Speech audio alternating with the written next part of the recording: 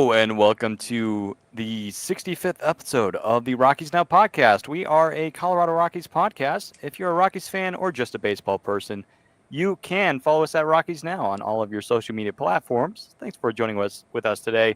I'm your host, Steven, along with co-host Tom. Adam is out for another episode. He'll be back soon. And with us today, we brought back our most favorite guest of all time. We have Christopher Nelson II. Chris, welcome back, my man. Dude, it's good to be back with y'all. It's been too long, but I'm glad to be hopping on it again with y'all. It's been a while since I've talked baseball. It feels like it's been forever since Rocky season was a thing in 2024, but I mean, it's good to be back. Yeah, heck yeah. For Chris, for those who don't know, he used to have a Rockies podcast, and I was a regular listener to his podcast. Excellent stuff, and go follow him on Instagram. Great follow, by the way. But Chris, good to have you, and I know we've been wanting to do this for a while, and for me and Tom, this was an easy yes to have him back on. So we're excited to have you back on here tonight for this podcast episode and to talk Rockies baseball. So we have a lot to talk about because last week we had the week off and just to kind of rest up and get prepared for today. We have some news, folks. The Rockies, they made some moves. And first off, we have Zac Veen news. So the other day was the deadline to where teams would, complete their 40-man roster, right? Make sure that is completed. And the Rockies, they made a move, quite literally the second that, it closed, the window closed to have your 40-man roster set, or for the most part set. And they made a pretty non-shocking move, if that's the word. It was pretty much coming, and that is Zac Veen, Rockies prospect. Zac Veen has been added to the 40-man roster. Heading off to Tom here. Tom, are you surprised? And do you think we'll see Zac Veen in 2025? And then after that, we'll hand it off to Chris. Well, I will tell you, he's not going to break camp with the team. That's, I think, a foregone conclusion almost. I will say he will be in AAA, I would think, for most of the year. And I looked this up before we started just to be sure, because I wasn't sure how many games at each of the outfield positions he had played in the minor league. So cumulatively in all of his minor league seasons, he has played 10 games in center, 69 games in left field, and 224 games in right field. So just to kind of get a gauge as to where he most likely will fit. And if you look at the Rockies fit, we have our center field covered. That's a given at this point. I've been thinking about this for a while, and I hope Nolan Jones can stay healthy and return to 2023 Nolan. And again, the jury is still out in Jordan Beck. So if Veen gets his chance, I think my personal prediction is we'll see him most likely in right field. As far as when I think he'll come up, it's too early to tell for me, but there is a good possibility we could see him called up this season for sure, along with, I think, depending on what roster shakeups happen, some other prospects we could see make their debuts. Not debut, but their return to the Rockies roster, because also Amador kept his spot on the 40-man roster as well. But we'll see. It is exciting news. So he had a good year this year, so we'll see how he progresses this coming season. Absolutely. Chris? Yeah, I'll agree with Tom for the most part there. I don't think he's going to break camp with the team. I think you do have your outfield set there with Beck, with Jones and Doyle, obviously. Will we see him this year? Yeah, probably. We probably will, because, I mean, who else are you going to add to the 40-man? If we start there, right? Aaron Schunk was kind of that borderline guy a year or so ago, but he got added, obviously, last season and made his debut with the team. So I feel like Veen is the next guy on that list. Amador's another guy, right? But he's already been added as well. So Veen was due to receive that addition to the 40-man roster. But it feels to me like he's going to be high on the hierarchy of guys who will be called up when injuries happen, especially in that outfield, and or when guys start slumping. So you got Beck, obviously, up and down a little bit last year, rookie season. You can probably anticipate him to struggle a little bit as well. Maybe he just surprises us all and just goes absolutely ham, kind of like Nolan Jones did in 2023. But I think with Beck, if Beck starts to slump a little bit, if you have a need for more left-handed batting on a consistent basis in the lineup, and if you need another guy who likes to take bags like Veen does, it's not going to be a surprise if the Rockies do give him that promotion at some point during the season. Yeah, and Lux puts it out here in the comments here on YouTube. Wouldn't Zach be a Rule 5 draft selection if we didn't have him on the 40-man? That is correct, Lux. And so, yeah, this was a no-brainer move. It was going to happen either way. And some people were shocked that the Rockies didn't pick anyone else. I think there was a bunch of catchers that were Rule 5 eligible, including I want to say Willie McIver was also a possibility, or was he was already free agent? He was going to be Rule 5 eligible if Okay. he stayed on the Rockies On the Rockies roster. So But I think he's now officially a free agent, if I'm not mistaken. He would have needed to have been added to the 40, but he elected free agency. Yeah. And so, anyways, so yeah, Zac Veen, he's on the way to potentially making his debut in 2025. We'll see, but yeah, I think, in my opinion, he's probably gonna start at least in AAA for sure. And I think they're going to give him some more time. And I personally think that's a good thing for hitters. For pitchers, and I've preached about this many times, I don't like Rockies pitching prospects pitching in Albuquerque that much. We know the altitude is a lot higher than Denver, Colorado. I think it's like at least 1,000 feet higher, if I'm not mistaken. You can correct me if I'm wrong about that, but so yeah, I think we're gonna see Veen next year eventually, but to start the year, he'll be in Albuquerque, and I'm excited to see some of the Isotopes fans see him a little bit longer and get his jersey and get his autograph and have the ability to kind of get to know him a little bit more, and gives Jordan Beck some more time. I feel like Jordan Beck needs some more playing time in the left field, and some of the other guys, young outfielders for the Rockies that they can take a closer look at, not just Zac Veen. But yeah, so excited about that. And then moving to our next move that the Rockies made, and that was just, I believe it was yesterday that was official, and I wouldn't be surprised it was already in the works several days before that. But Jacob Stallings is coming back to the Colorado Rockies in 2025 with a mutual option for 2026, very similar to what happened last year when the Rockies picked him up in free agency. And the Rockies got him for $2.5 million this year. And, we were talking right before we started tonight, and I think that's a very good deal for the Rockies. It gives some more breathing room for Romo instead of pushing him right into the job of catching. And I know a lot of us would love to see Drew Romo be the starting catcher, but I think Romo needs more seasoning, if that's going to be the word. So I think this is a good move. And plus, Jacob Stallings, he was a pretty good, solid contributor for the Rockies this past year. A lot of the pitchers loved him, and I think that we saw good results out of Jacob Stallings, especially late in the season. We saw some power there that we haven't really seen in his career. And overall, Jacob Stallings was an underrated catcher, in my opinion, in the National League last year. He wasn't going to be a top 10 catcher, in baseball by any means, but Stallings was a fan favorite, and I think a lot of us are somewhat happy to see him back. And at least it's for a 1-year deal; it's not like a 2 or 3-year deal. And so I'm happy that the Rockies they brought him back for 1 more year, just to give Romo a little bit more time. And who knows, maybe Stallings will be a trade piece come August. But I don't know, we'll see. But Jacob Stallings, he's coming back. So this time I'll hand it off to Chris first, and then Tom. So let me know what you guys think. Do you like this move for the Rockies? Well, I like the move. I was kind of wondering who was going to be the backup catcher at the beginning of the year, considering he opted out of that deal, right? And Romo isn't quite ready yet. Obviously, Hunter Goodman, who kind of just skips our mind as a catcher on this team frequently, it feels like he's still here, and I'd rather have him behind the dish, I think, than out in the outfield. He's a speed liability, I think, in the outfield, regardless of where you put him there, at least compared to Beck and Jones, right? And apparently, also the case is that he hits better when he's behind the dish. So yeah. It's going to be a tricky balance, right? You got Romo, you got Goodman and Stallings all going to be kind of competing for that playing time, at least out of camp. I feel like Goodman and Stallings are probably going to be the two out of camp. It just makes the most sense, it seems like. But I could be wrong about that. I think that's what we can probably expect just out of camp. But I think it'll be interesting to see if Stallings can continue his offensive production from last year. That surprised us all. I think he's never been a career hitter. At least a good one in that regard, right? So the fact that he hit homers, the fact that he hit for a decent average was kind of surprising. It'll be interesting to see, or we'll be monitoring whether or not that continues into 2025. Yeah.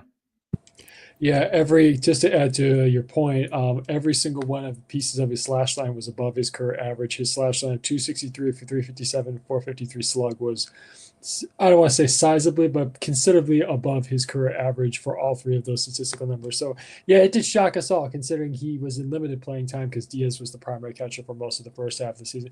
I do agree with you, Christopher. It is going to be, I believe, Stallings. I made the prediction when Stallings left that it was going to be Romo with probably Goodman or maybe MacGyver out of camp. But again, that was an early prediction, I should say a way too early prediction. So I do agree. It wouldn't surprise me if they give Romo some more time for season it and kind of ease him into the role because it's not like at least in my experience, the way I see catching, because you're responsible for so much, whether it's scouting, knowing the sequence changes, making the adjustments while in the dugout. There's a lot more responsibilities than people realize. And they're not just going to throw Romo into the fire, throw him into the deep end, and just give the starting job, the everyday job to him. I do agree that they're probably going to go. It could most likely be Stallings with Goodman as the backup out of camp. And here's one thing to make note of that while we're talking about it. Goodman, last year, he was listed under outfielders in the Rockies roster on Rockies.com. Now he is officially under catchers right now on Rockies.com. So I would like to think they are officially moving him to the catcher because, yes, to your point, I think he is a defensive liability in the outfield. So Romo is going to get his opportunities. So we just have to wait and see how many opportunities he gets and what he does with them. The good news is, of course, he is a switch hitter, so that could be helpful for the Rockies down the road. Yeah. One quick point about Romo before we move on. It's going to be tough continuing his development, right? Because he hit darn near 300 in AAA last year. So clearly he's kind of mastered the offensive level of AAA. And even when he came to the big leagues last year, I know he didn't hit for average very well, but at least in the few games that I watched him play, it seemed like his swings were on time a lot of the time, but the movement at the major league level is so much different that he was swinging through stuff or swinging over. And so at that point, you really can't develop him anymore at the AAA level. He just has to see major league pitching. And so again, it's a trade-off. Do you want to put him on the major league roster, get him some playing time out of the gate so he can get adapted to major league breaking stuff and major league fastballs? I don't know. It's going to be an interesting thing to see the team balance into early 2025. Yeah, for sure. 100%. Yeah. And, I know a lot of people, and we've harped on this many times before at the end of the season on our Rockies recaps, but, a lot of people were upset, about Romo not getting the playing time at the end of the season. He was gassed out, man. I mean, he played almost every single game in AAA, and for him to get the call up, that was a lot. I mean, it's a lot. And to be that young and to be a catcher on a club like that, and to be with these pitchers who are a lot older than you are in some cases, especially with Gomber, who I think is like next to, Freeland is the oldest pitcher in the rotation, both around 30 years old, where Romo, he's only like 22 years old, right? When he made his debut in September, right? Or I should say August. So yeah, I think, for Stallings, this is more of a safety net for Romo a little bit.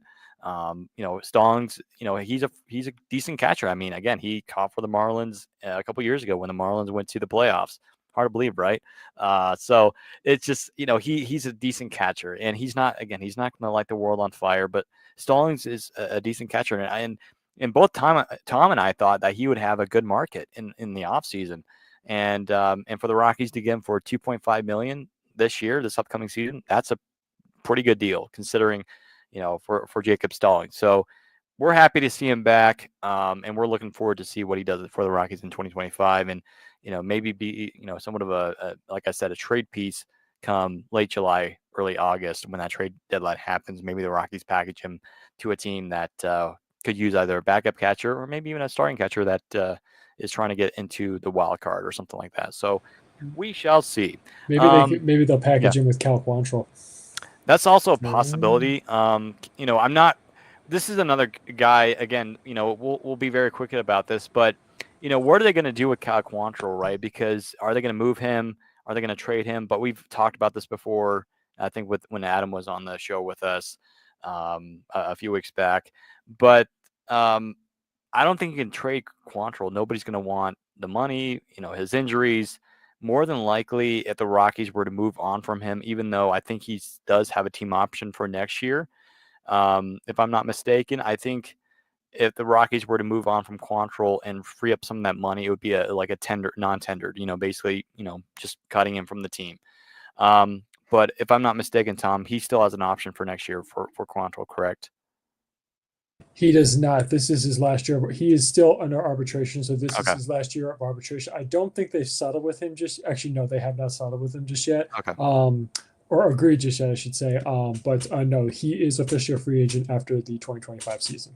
Okay, so I mean, there's still a possibility. Again, arbitration, you just basically money, really, and so there's still a possibility Quantrill does come back. And I think one thing I didn't notice this past year is that the tandem of Quantrill and Stallings was good. I really like that tandem. I think they connected very well. Of course, a lot of people, and I think Lux kind of pointed it out that both those players were in the Red Sox brawl back in late July, but but yeah, so I'm okay with Quantrill coming back, but like I said, and if we want to move him, you're not going to get much for him anyways. If we're going to trade him, might as well just non-tender him. But hey, I mean, while you're waiting for guys like Carson Palmquist, Dolander, who we'll talk about here in a minute, and then Sean Sullivan, other guys, maybe even Juan Mejia, for those guys to come up next year. Why not have Cal Quantrill as a starter just to start the year? And then if you want to trade him, if he has another excellent first half like he did in 2024, you can trade him with Jacob Stallings, like you said. So we shall keep an eye on that. So there's a bunch of moves that the Rockies definitely could make, but overall, we're excited that Stallings is coming back for another year. So talking about this thing that just came up the other day. So the Hall of Fame, and this is the time of year when the Hall of Fame starts getting hot on the stove, as I like to say. So two former Rockies players are on the Hall of Fame ballot: Troy Tulowitzki and Carlos Gonzalez. And obviously, it's pretty simple to say that these two guys are 100% not going to be in the Hall of Fame. And plus, the voters, they would never vote for any of these guys anyway, because they're going to use the excuse of Coors Field. But I think it's still cool to see Cargo on the Hall of Fame ballot, just to see him. And it's awesome that, I think if he were to ever to get in, I think both those guys would represent the Rockies. Well, maybe not Tulo, but for sure Cargo. But I think it's really, really, really cool to see those two guys. And like I posted on our social medias the other day, even though they're not going to be in the Hall of Fame, they will forever be Colorado Rockies legends. And to be frank, I really miss those two guys, especially Cargo. What a great clubhouse guy. Where Tulowitzki's somewhat the opposite, especially later in his Rockies career. But it's awesome to see those two guys. But it's unfortunate the way that Tulowitzki's career ended up with injuries. Really, ever since he left Colorado, even before he left the Rockies, Tulowitzki suffered with injuries, and then Cargo. I think if he had a shot, he would have definitely a better shot than Tulowitzki in my mind. But Cargo, both those two guys, they're unfortunately going to not be able to go over that 5% threshold to advance to next year. But I think we all can agree, both of us guys, all three of us guys can agree that those two guys will forever be, Colorado Rockies legends. So, Dom, what do you think? Yes, they had great careers. Don't get me wrong. I would say, as you pointed out, they're Rockies legends. But if there was a Rockies Hall of Fame, they would be probably some of the one of it Mm-hmm. in the first inductee class. Just looking over the comparisons to other first-time years on the ballot this year, it's interesting how Troy Tulowitzki has the exact same career WAR as Ben Zobrist at 44.5. So that's kind of an interesting little statistic there. Comparing it to other people who are also on the ballot, you've got around him, you got Felix Hernandez, Ian Kinsler, also who had two other guys who had great careers. So Cargo, he had a little bit lower career WAR at 24.4. So again, they both had great careers. It's just they're not going to get into the Hall of Fame. And I do agree they're not. If either of them has a chance, maybe Tulowitzki has a chance of breaking the 4% barrier, but the 5% barrier, I don't think he'll break. Because there's some this is a stacked group of new guys coming on with Ichiro, Sabathia, Pedroia, and you still got Billy Wagner, Andrew Jones, Chase Utley, and of course, obviously Manny Aaron Beltran, who I think are going to have still going to have a challenge getting in this year. But It is, like, as you pointed out, it was it was just unbelievable to see Todd Helton finally get into the Hall of Fame this past year. Um, and it's good to see more Rockies getting on the ballot, and they're going to get some recognition, but ultimately, like I said, they'll forever be legends to us, but in the Hall of Fame, they won't get in. I mean, this isn't like the NBA Hall of Fame where basically almost everybody gets in, or every great player gets in. But again, it is great to see. So we'll see how much they get, but I think it's going to be a one and done for them. But again, great to see. So, but again, ultimately, great careers overall. So, Yeah. Yeah, they'll probably end up in that hall of really good, right? Like they're not they're really good for the team that they played for in the era that they played, but I mean compared to some of those other names that you listed, it's just like there has to be trade-offs here, right? It's the Hall of Fame. Who's the most notable player or players in any given year that we're talking about induction that deserve to be in that hall? But I mean, at the end of the day, yeah, both of those players mean a ton to this franchise, right? Our franchise has been around for just over 30 years now, and both of them kind of spanned a few transitional years there, right? You had Tulo coming in what, mid 2000s, and that led to that World Series berth and another playoff berth in 09. And so that was his beginning of that season, or that section of seasons for the Rockies, as they were kind of transitioning into, all right, maybe we're competitive, question mark. And then Cargo kind of came in along in the late 2000s, and they both crossed over together during that period where we weren't very good. That was the majority of those years. But then at the end of Cargo's tenure, obviously, what'd you have? You had playoff years back to back, 2017, 2018. And so the fact that they both contributed to some of the most notable seasons in our franchise's history is not something that we as Rockies fans are going to forget.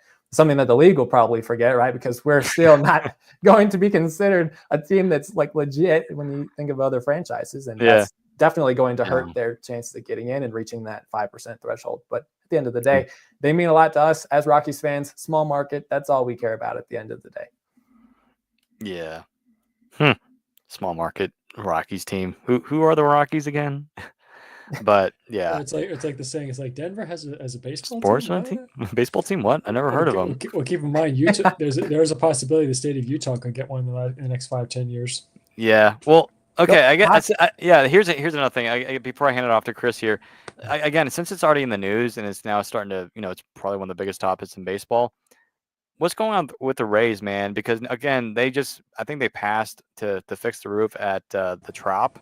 Yeah, but it sounds like that the Rays are in danger of moving out of the city for good. So from what I read, the insurance wasn't part of the insurance money was improved to repair the roof. I don't know what the extent is below with the damage to the roof, like the foundation. So they didn't mention that. But what was pushed back was a vote to approve the bonds that would help finance a decent amount of the money going toward building the new stadium. And the fact that it's been pushed back, I think now the second time, right now puts the fact, I don't think officially ends the idea, but it looks like it's a very almost near a foregone conclusion the Rays could be moving out of Tampa Bay.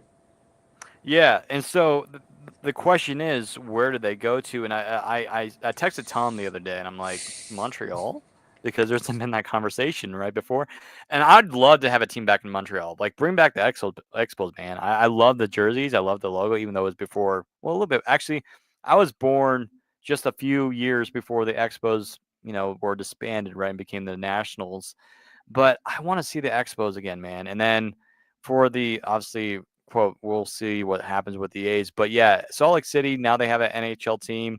They're going to get a baseball team. I feel like if there's expansion, it's going to happen. It's going to be in Utah. Utah is 100%. And now in my mind, Utah is going to get a baseball team.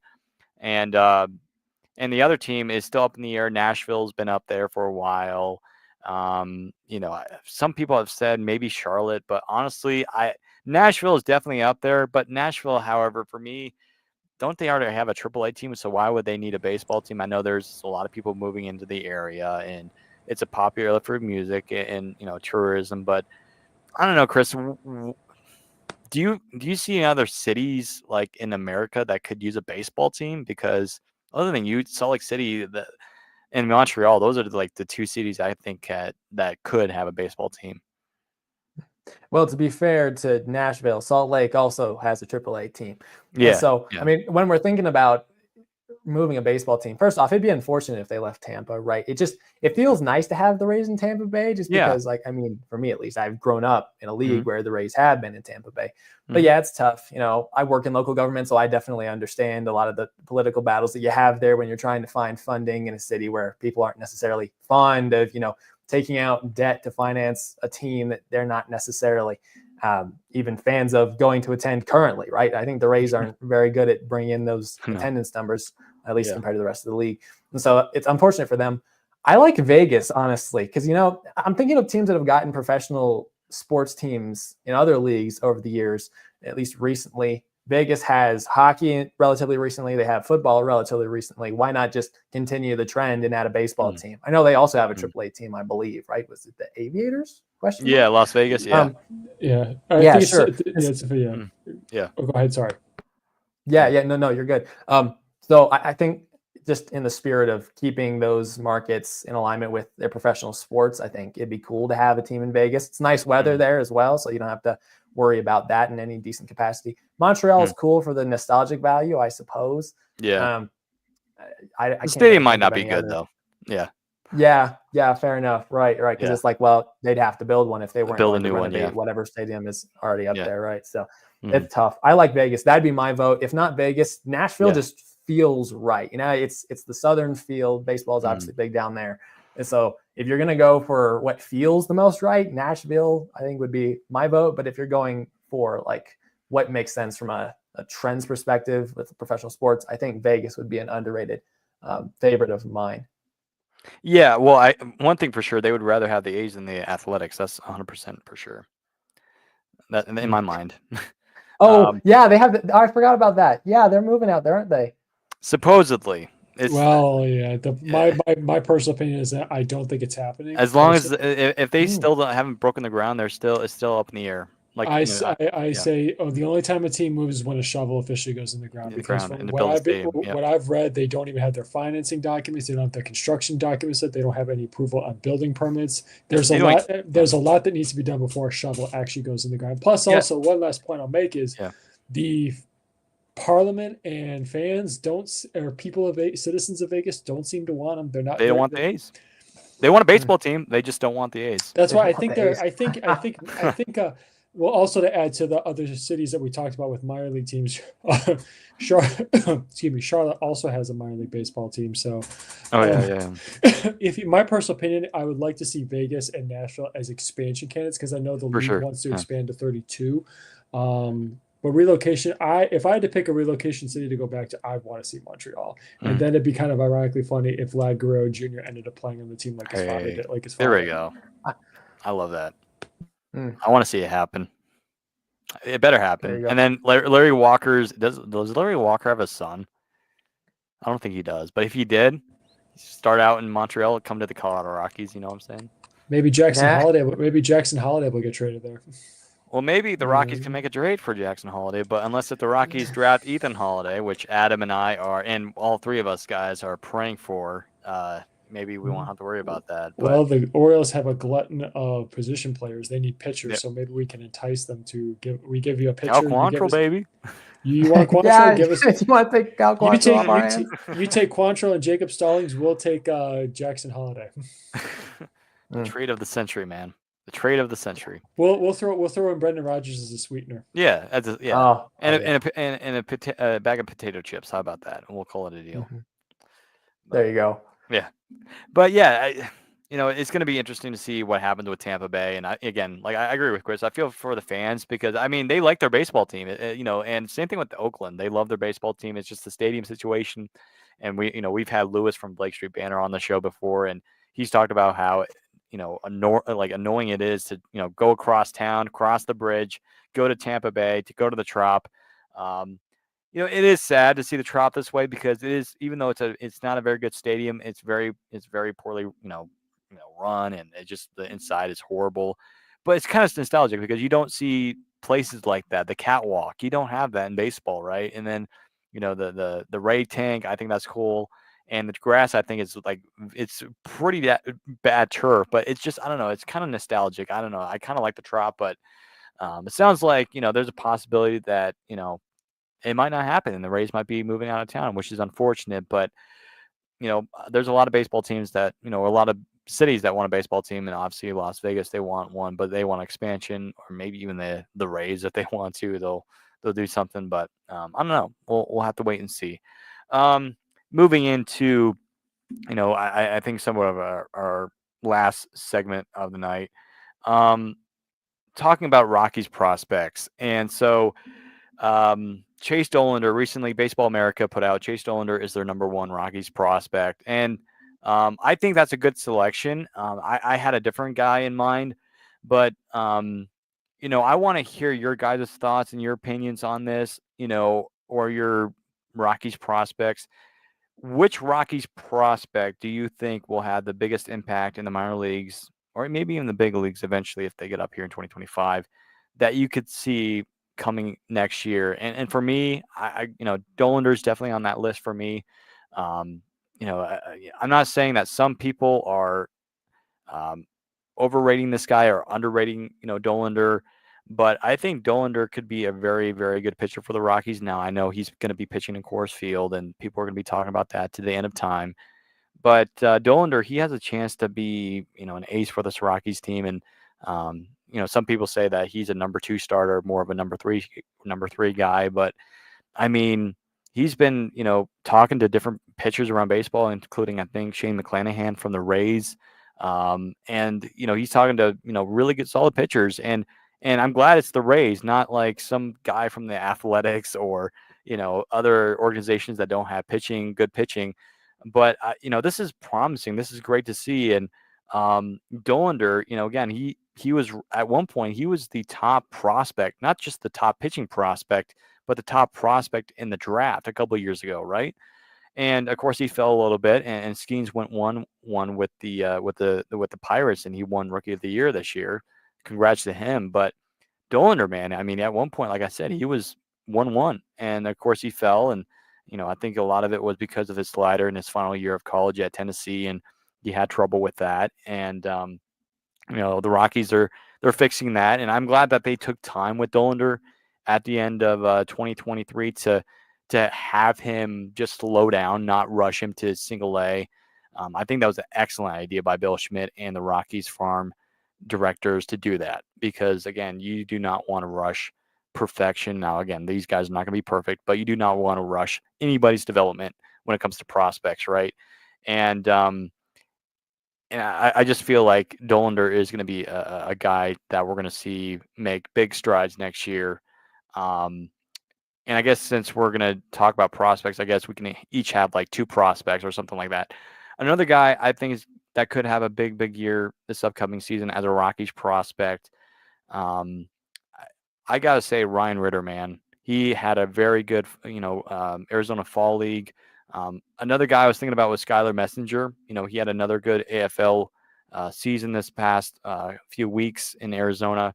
And these are guys that not a lot of people know about, Chris and Tom. And I feel like a lot of Rockies fans should know about Skylar and Ryan. And so, and Ryan Ritter, man, I mean, he coming out of college, he was arguably the best defensive shortstop out of the draft, right? A lot of people said that about Ritter, and people thought, oh, his bat is, not the greatest. But Ryan Ritter, man, he has power, he has speed and defense, he has it all, man. And some people say that he has somewhat of a mini Tovar in him, and if not, maybe even more than that. And so that makes me excited as a Rockies fan. But yeah, Ryan Ritter, man, I mean, I think he jumped, I think a couple teams, minor league teams this past year, right? And I think we could potentially see him at the end of 2025. And again, while we would love to see a Rockies Rocktober return in 2025, I think there's a possibility we see Ritter at the end of next year. I would not be shocked if that happens, and I think he's going to make big strides this year. Most likely going to start in Double-A Hartford, like he spent most of the year, I think, this past year in Hartford. But I would not be shocked if he, does well in Triple-A Albuquerque, like every single Rockies hitting prospect does. I think we're going to see him hit the big leagues at the end of 2025. So those are my 2 guys to watch out for that could potentially have a big impact on the Rockies this year. So I'm going to go to Chris here, and I want to hear his thoughts on that. So 2 prospects that I'll probably be looking out for this year. I'm gonna go with Dolander. Obviously, that's an obvious one, but I think it's right. But I think it's important that we don't forget about Adael Amador. Right. Yeah, I mean, I'm just thinking about positional need, right? You've got assuming Brendan gets traded and assuming Owen Miller doesn't turn into the second coming of Jose Altuve. I mean, you got Amador on the doorstep, and he's exciting, right? You got switch hit in that. You got pretty good defensive player in him as well. You know, he came up briefly last year, but that was kind of just a strange little call up just for need because B-Rod got hurt, right? And so hopefully he stays healthy in the minor leagues this year and continues to flash that offensive potential and that defensive potential as well, I suppose. He was like the only guy in that 2-game postseason series that they played against. I don't remember who it was. I think it was the Somerset. I think it was a Somerset. Yeah. Somerset. He was like the best hitter in that series. He was like the only one who showed up to hit. And so it's like that's good momentum coming into 2025. So I think positional need, that trend upwards for him are two things that make him a prime candidate to get the call at some point this year. Dolander's pretty obvious. I think Dolander, I don't think he'll make the team out of camp, but I do think we'll see him this year. Just our pitching staff just sucks with staying healthy. And you've lost. Is Gomber a free agent this year? I think he's arbitration eligible. Yeah, he's arbitration eligible. I think I'll double check. I think he's a free agent after this year, though. Okay, so he could be back in 2025. Yeah, he could be back unless if the Rockies fully commit to the teardown of the payroll and they move him and Rogers. A lot of people are saying the Rockies will be moving either Quantrill or getting rid of Quantrill or Gomber. But there's also a possibility that Rockies keep Gomber and say, we really like Gomber. And I think they really do. I think they really like Gomber. And I thought Gomber had a good year this past year. I really do. I think he had a big bounce back year. I mean, he's not like a number 3 starter by any means or number 4 starter. But Gomber, he had really solid starts this year where he had the Rockies in games. And that's the nice thing about Gomber is that he's not perfect, but he's going to keep the Rockies in games.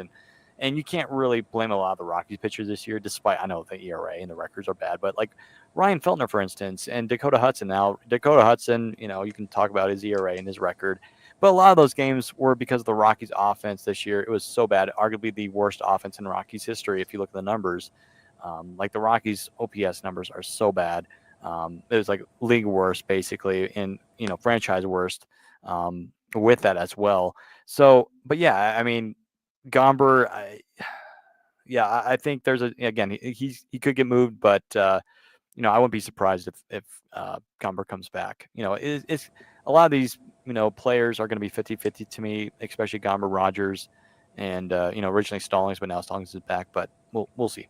He's also a free agent after 2025. This is his last year of arbitration. Yeah, a bunch of those guys.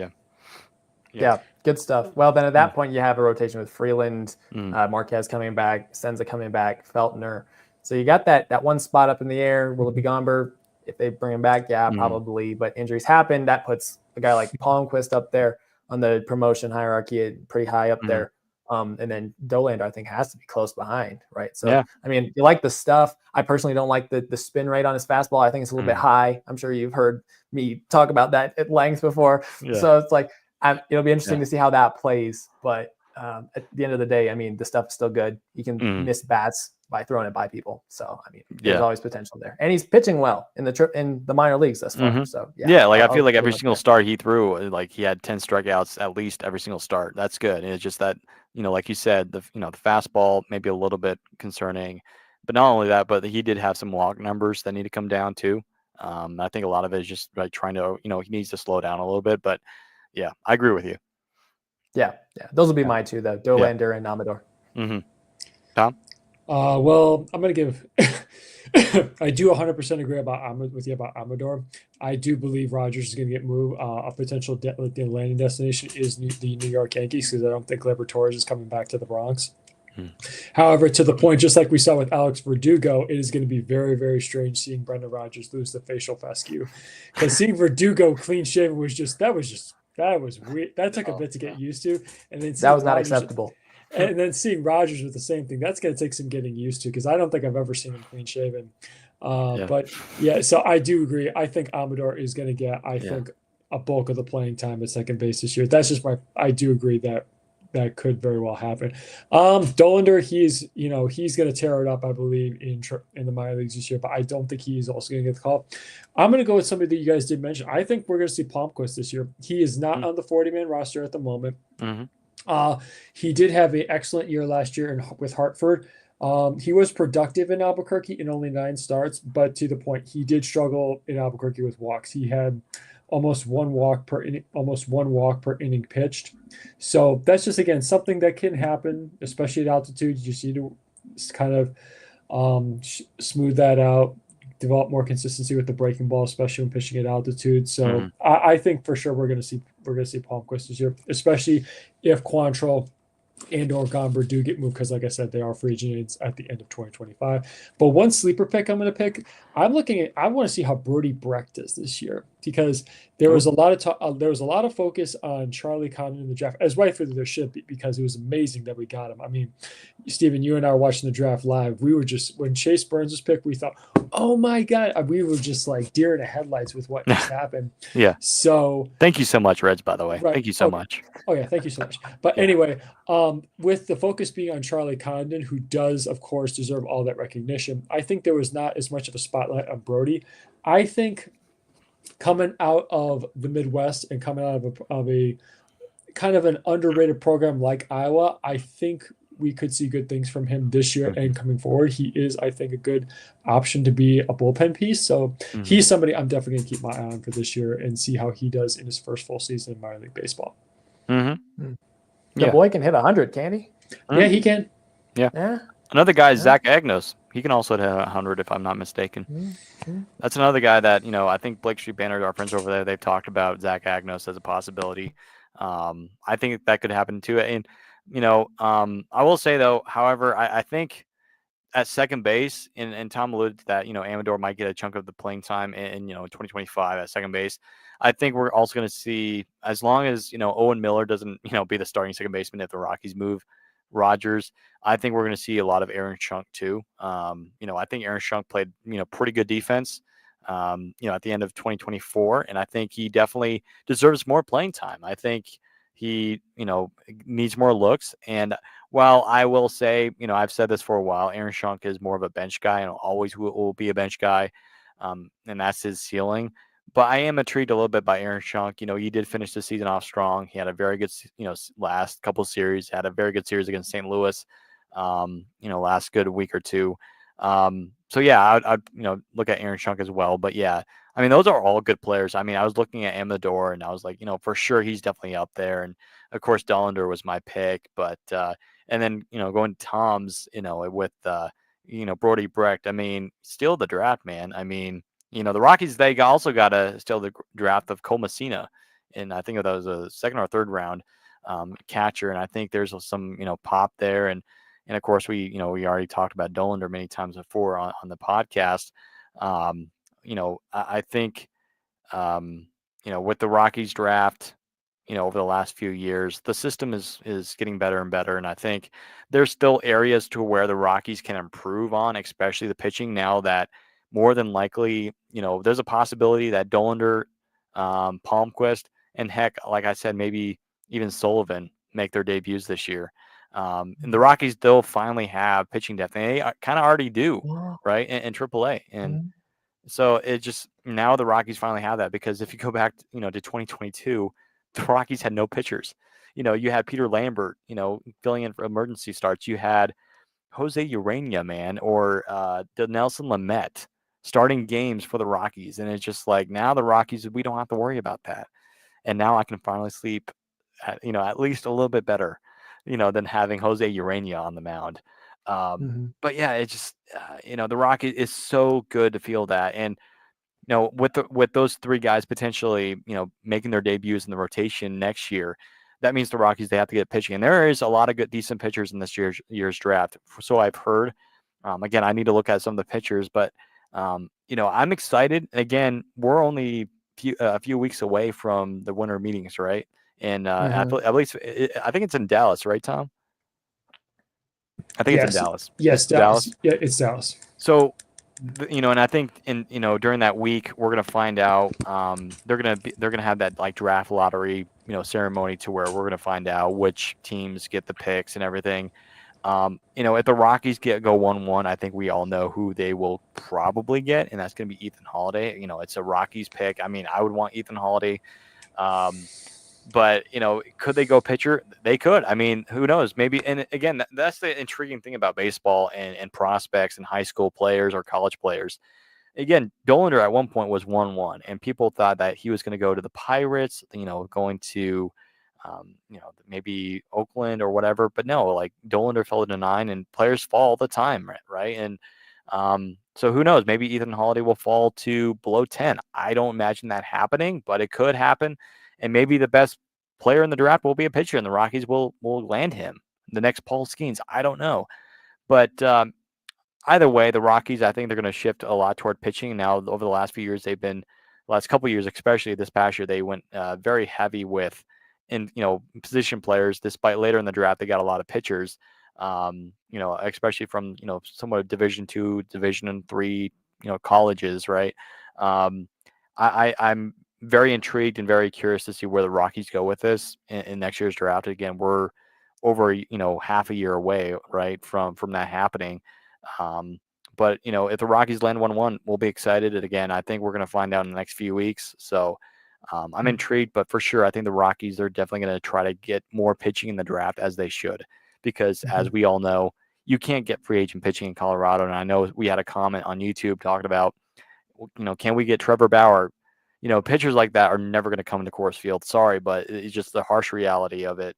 No free agent starting pitcher, especially on the high market, are ever going to want to come to Coors Field. And we've seen in years past, it's been a disaster, right? Look at Denny Nagel and Mike Hampton, right? Look at those contracts. Look at how their success. They might have had a good couple starts, but you do not want to have that happen all over again. That's why, Bill Smith has been heavy on drafting and developing pitchers, young arms. And so far in the Rockies' 30-plus year history, a lot of them have worked. Some of them haven't, but a lot of them have worked. So we shall see. Yeah. Hey, one quick note about Bauer. You don't even really want Bauer here. I think Bauer is on film a few years ago complaining about how bad his experience at Coors Field was, to the point I kind of mentioned earlier about Dollander's fastball being high spin rate. That's the impact of altitude. Bauer's like, hey, I was throwing fastballs at the bottom of the zone that I know are strikes, but they're ending up low. I was like, well, why is that? I was like, yeah, it's your spin rate, my friend. It's like, But also, to your point about pitching prospects as well, it's like, let's not take for granted the bullpen pitching prospects as well. I know they had about a month and a half or so last year at the end of the season, and they pitched well. But I mean, guys like Shaviyi, right, Halverson, Peralta, Criswell, forgetting another one right now. Jaden Hill. Vodnik. Vodnik's not going to be a prospect anymore, but he's still a younger pitcher, right? And those are all guys who fit the good Coors Field pitching mold, at least in my estimation, based on the research that I did for the podcast I used to have that was Rockies related. They're all low spin rate fastball guys, low spin rate changeup guys, and high spin rate slider guys, which, believe it or not, is actually a pitch you do want to have at Coors Field. It's like the least impacted breaking ball by altitude, at least compared to the curveball or something like it. And so it'll be interesting to see how those guys develop in 2025 as well. They'll all probably be in the bullpen to start the year. So, I mean, and why not? They all pitched great last year. They pitched better than the veterans that we had on the roster. So, look for more out of those pitching prospects as well. Yeah, 100%. Yeah. And I think, again, this will be a conversation that Tom and I will have, and Adam as well, when we do our 2025 season, preview after spring training. But I think next year's bullpen could be really, really solid. Again, you're also looking at players that will have, bad years, kind of like Nolan Jones type of years, to where you had a good year last year, but you had a horrible year, like kind of like Justin Lawrence, right? He had a really good 2023 for the most part. And then this year was just absolutely just pummeled with, getting hit around and not walking, not striking out players or batters and then walking everybody. It's just, you don't want to see that next year. But man, I mean, you look at Luis Peralta, who I think was a steal from Pittsburgh for Jalen Beeks in that trade. He was pitching extremely well in Double-A. I don't think he even played Triple-A ball yet. And the Rockies, they got him, and then not too long after the trade, the Rockies called him up, and he's throwing zeros, against the Yankees, against some of these playoff teams. And it's just like, man, this guy has the potential. And I mean, it's not surprising because, he's the younger brother of Freddie Peralta on the Milwaukee Brewers. So I mean, it's not surprising. But Seth Halverson, I remember when he was drafted out of Tennessee, in the same draft as Chase Dollander. And he was lower than Dollander too. And Halverson just went all the way through. Now, granted, Halverson was a little bit older than Dollander, I think by a couple of years. But Halverson, he went through the minor leagues quickly. And Halverson didn't give up a run until the last few games of the season, which is incredible.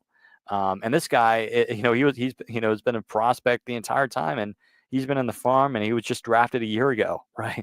Which is insane, and it's just crazy. But yeah, like to Chris's point, this bullpen, has arms, really live arms, and I'm excited to see what the bullpen's going to have next year. Could definitely be, from what used to be the Rockies' Achilles, heel, to where it was just like, oh, we do not want to go to the bullpen. Now it's just like, man, I love this bullpen, or the Rockies have arms now. And of course, the Rockies are probably going to look at getting a, one veteran bullpen guy, which I'm fine with, just to kind of help out that young bullpen, which is a good idea. But I love this young bullpen, and I think the starting rotation is going to be, decent in my mind, a lot better than what it was, going into last season and the year prior to that, because now, fingers crossed, Marquez is going to be healthy, Sinzatel is going to be healthy. Yeah, Freeland, potentially Gomber and Quantrill coming back, and those are decent arms. Not not like arms that are going to blow you away. I mean, these are guys that are, third, fourth, fifth rotation guys, and that's not too bad, especially for a team that's lost 2 straight 100-loss seasons, right? Plus, so I like where we're going. I think the Rockies, this is really the definition of a rebuild, and I'm excited to see where this team leads. And granted, like I said, we would love to, have our flowers at the end of next year with a Rocktober birth, but it's going to take time. And I mean, again, you look at the team across town, the Broncos, and how crazy that rebuild has been, right? I mean, even though it's been a lot quicker, the Broncos, they've been, developing Bo Nix very, very well with Sean Payton, right? And so now you have to do the same with the Rockies. You got to play these young players, develop them correctly. And I think the Rockies, first off, they got to develop them right in the minor leagues. And I think the Rockies have an excellent farm directors and farm directing team. Now you just have to translate over to the big leagues. And I think, we're kind of seeing that. We saw that in the bullpen this past year. So I'm looking forward to that. So it's going to be awesome. So, Tom, do you have any final thoughts on that, before we wrap up tonight's show? No, I agree with you. This is hopefully we can, when it comes to the plethora of arms that we have, we just continue to, as we always have a history of development within. And also to add to your point about the bad contracts, the tough pitching contracts we've had, don't forget about guys like Wade Davis and what was the cutter Jake pitcher's McGee? name? No, not Jake McGee, the other Mike one. Dunn? Brian. Brian Shaw. Thank you, Brian Brian Shaw Shaw. there. Because Oh yeah. I thought the cutter Who? was going to do well at Coors Field, but apparently I was wrong. Yeah. But yeah, it's I'm more intrigued to see how the outfield works out this year. Again, the big thing we'll talk about this as the days get closer to spring training, but we'll see. But the one thing I'm seeing is, do the Rockies make any trades at the winter meetings? That's what I'm most intrigued to see in the next coming weeks. Yeah. And I mean, I'm sure they're getting phone calls right now. They probably have already gotten several. Because I know that the White Sox are going to be making moves probably at the winter meetings. Yeah, 100%. Yeah, I'm excited. Again, I more than likely, of course, none of the big free agents have signed. Actually, we haven't really seen any signings at all, except maybe a few trades here and there. But the real action, as we've seen, years past, is the winter meetings. However, last year's winter meetings were so horrible. Like, we saw nothing other than, I think, was it the Soto move, and that was it. Just the trade. Yeah, that's right. Yeah, and that was it. But like, hopefully that's a little bit different this year, because everyone was, kind of like, in the office, to where Michael and Dwight and Pam, they're all pointing like this. It was basically, that was last year's winter meetings. Like, you move first, and it's just like, so it was really boring. So hopefully we see a little bit better action this year in the winter meetings. Reportedly, he's gonna. They're projecting he's gonna make his Soto will make his decision by the end of the winter meetings.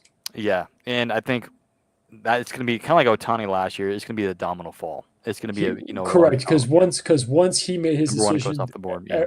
Everybody was able to make their moves to follow suit after with all their backup plans and everything. So yeah, it's going to be a party.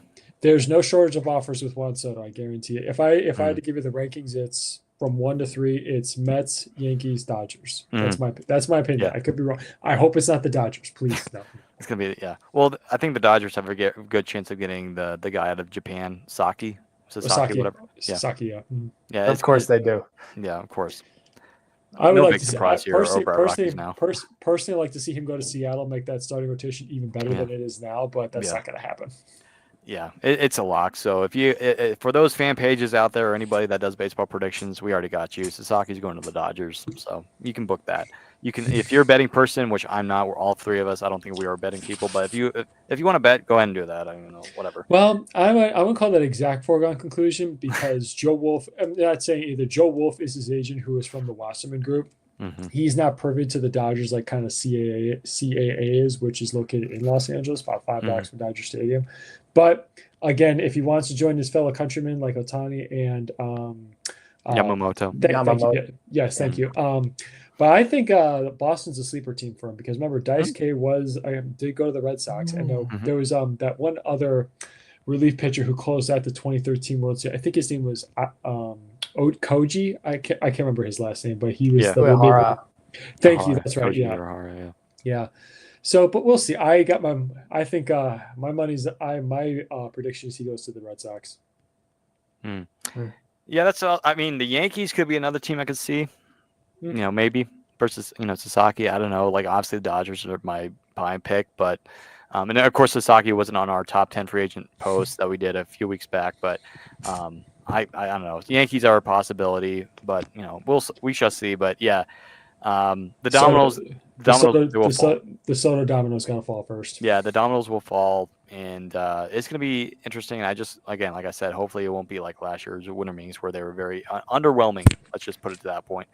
And yeah, I agree, Tom. It was a nap show. So hopefully we see a little bit better, and actually, hopefully we see some Rockies moves. But we shall see. And if the Rockies don't do much, maybe I might be somewhat disappointed. But I mean, it's not going to be super surprising. But I'd like to see the Rockies, do at least one thing, maybe trade or make a move or acquisition. And again, like I said, I'm sure Bill Schmidt is getting phone calls, and we shall see. But folks, I think that's going to wrap it up for tonight's show. Again, huge shout out to Chris. Go follow him on Instagram and X and wherever you have social media. Just go ahead and follow him. Big shout out to him for joining us with us tonight. We've been looking forward to it for the entire offseason so far over the last several weeks. We've been looking forward to it. So again, Chris, thank you for coming on board, and we appreciate you, man. And we would love to have you on board next year. Thanks for inviting me on again. Yeah, it's an easy yes for me anytime that invitation comes through. So thank y'all. It's always fun. Yeah. Talk Rockies baseball. And again, shout out to him. And again, if you don't follow us right here at Rockies Now, feel free to do so here on Instagram at Rockies Now. Then you can follow us on X and Threads as well. And actually, somewhat breaking news, we're also starting a page on Blue Sky. So if you have a Blue Skies account, go follow us there. We're going to kind of build up a community there. And so we're building Rockies Now. We're excited about it. So if you have Blue Sky, if you don't have Blue Sky, just go on there and follow us. We appreciate it. And if you're watching on YouTube, feel free to hit the subscribe button and hit the bell icon so you don't miss whenever we upload or go live. And if you're watching on X, thank you so much. We appreciate you, and we would love to have you on for another podcast and just watch and listen to us talk about Rockies baseball and just baseball in general. So again, shout out to Chris. Thank you for coming on, Chris, and Tom, and as well for coming on. And on behalf of myself, Tom, Adam, and Chris, we want to thank you for listening to this edition of the Rockies Now podcast. And we'll see you next time. And as always, go Rockies.